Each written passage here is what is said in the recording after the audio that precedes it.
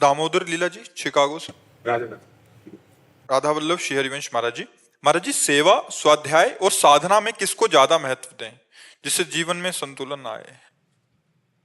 5 अंगुलियां हैं, इनमें आप किसका महत्व दोगे? पांचों जरूरी है, पांचों जरूरी है।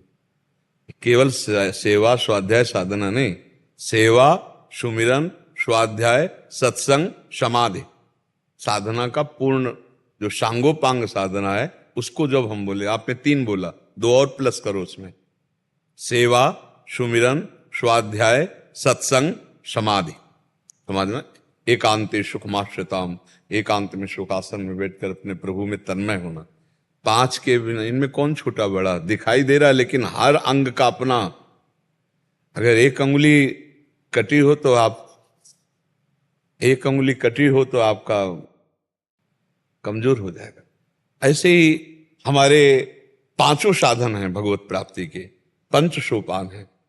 पहला है जो वेदो नित्य मधीयताम, शास्त्र नित्य स्वाध्याय करना चाहिए, आवश्यक है। इसमें ये नहीं कि कौन बड़ा कौन छोटा, नहीं। जैसे हम पंच सकारण चूर्ण बनाए पेट के लिए, तो हमें अनुपान से डालना ही होगा उसको, उसमें कोई छोटा बड़ा नहीं है, क्योंकि वो औषधि है। तो वेदो नित्य मधीयताम, नित्य हम शास्त्र स्वाध्याय करें। संगा सत्सु विधीयताम, जो शास्त्र स्वाध्याय है वो सफल तभी होगा जब शास्त्र के अनुसार चलने वाले संतों का संग होगा। नहीं तो अपनी मति के अनुसार शास्त्र पकड़ पाओगे। शास्त्र का रहस्य तो संतों से समझ में आता है। तो संगा सत्सु विधीयताम, संग किनका करे? जो सत्य मार्ग में चल रहे हैं, जिनके वचन सत्य, जिनका मनन सत्य और जिनके आचरण सत्य। मन में कुछ और, वाणी में कुछ और, वो पाखंड ड्रामा से नहीं। संगा सत्सु विधीयताम, जो सत्य चल रहे, सत्य ही जिनका आचरण है, सत्य ही जिनकी वाणी है, ऐसे संतों का हमें संग मिले। वेदों का नित्य स्वाध्याय और संतों का संग। वेदों नित्य मधीयताम, संगा सत्सु विधीयताम, महावाक्यार्थस्य विचारिताम, सुमिरन के अंतर्गत आता है। जो तुम्हें गुरुमंत्र मिला है, जो नाम मिला है, जो संतों ने महावाक्य बोले, उनका एकांत में सुमिरन करना चाहिए। तो स्वाध्याय, सत्संग और सुमिरन। फिर हमारे जीवन में भोजन का बहुत बड़ा प्रभाव है। 5वें साधन तक पहुंचने के लिए लिखा, क्षुद्र व्याधि चिकित्सताम, भिक्षान्नम औषधम। विरक्त है तो भिक्षान्न के द्वारा अपनी क्षुधारूपी व्याधि की चिकित्सा करे, क्योंकि सेवा के लिए शरीर पुष्ट होना चाहिए ना। तो सेवा की जब बात आती है तो उसमें कह रहे हैं कि गृहस्थ है तो धर्म पूर्वक कमाए हुए धन से अपने शरीर को बल प्रदान करे, और विरक्त है तो भिक्षान्नम औषधम, 5 घरों के द्वारा मधुकरी मांग करके उससे उदर, और कैसा? औषधि की तरह। आहार जितना उचित हो उतना करना चाहिए, ना तो कम और ना ज्यादा।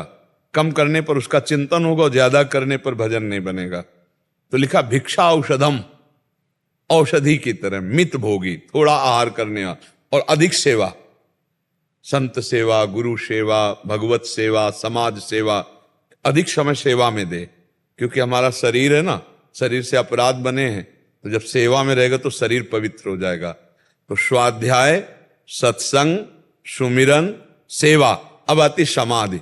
समाधि का मतलब कुछ समय ऐसा 24 घंटे में होना चाहिए, चाहे 40 मिनट ही सही, कि हम एकांत शांत बैठ गए और भगवान के ध्यान में डूब रहे हैं। मन जहां जा रहा है बार बार हटाकर भगवान में लगा रहे हैं। तो अभी चित्त वृत्ति का निरोध हम समाधि के लिए कर रहे हैं, और समाधि का मतलब एकाकार होकर भगवान में डूब जाना। 5 मिनट से ही शरीर की शुद्धि भूल जाए और भगवान की ध्यान स्मृति में डूब जाए, ऐसी समाधि। जागते हुए भी सुसुप्ति की अवस्था, जैसे सुसुप्ति में कोई चिंतन नहीं रहता, ऐसे जागते हुए केवल भगवान के सिवा कोई चिंतन न रह जाए, उसे समाधि कहते हैं। तो ये 5 सूत्र है। आपने 3 कहा ना, साधना के 5 साधन पंचक कहते हैं। वेदो नित्य मधीयताम, संगासस्तु विधीयताम, महावाक्यार्थस्य विचारिताम, क्षुद्र व्याधि चिकित्सिताम, एकांते सुख मास्यताम। इनके 5 श्लोक हैं अलग अलग। उसको हिंदी भाषा में हम वर्णन करें कि स्वाध्याय शास्त्रों का, संतों का सत्संग और सुमिरन और समाज सेवा, भगवत सेवा, ठाकुर सेवा, और इसके बाद एकांत में बैठ करके भगवान के ध्यान में डूबना। ये 5 हैं, बराबर 5 की जरूरत है। हम हर समय इन्हीं पांचों में अपने मन को लगाएं तो प्रपंच से मुक्त हो जाएंगे। साधनाभ्यास है ना ये, तो पांचों समझ गए ना, इसे साधन कहते हैं। साधना कोई अलग चीज नहीं है। सेवा, सुमिरन, स्वाध्याय, सत्संग, समाधि, इसी में विचरण करना साधना कहते हैं।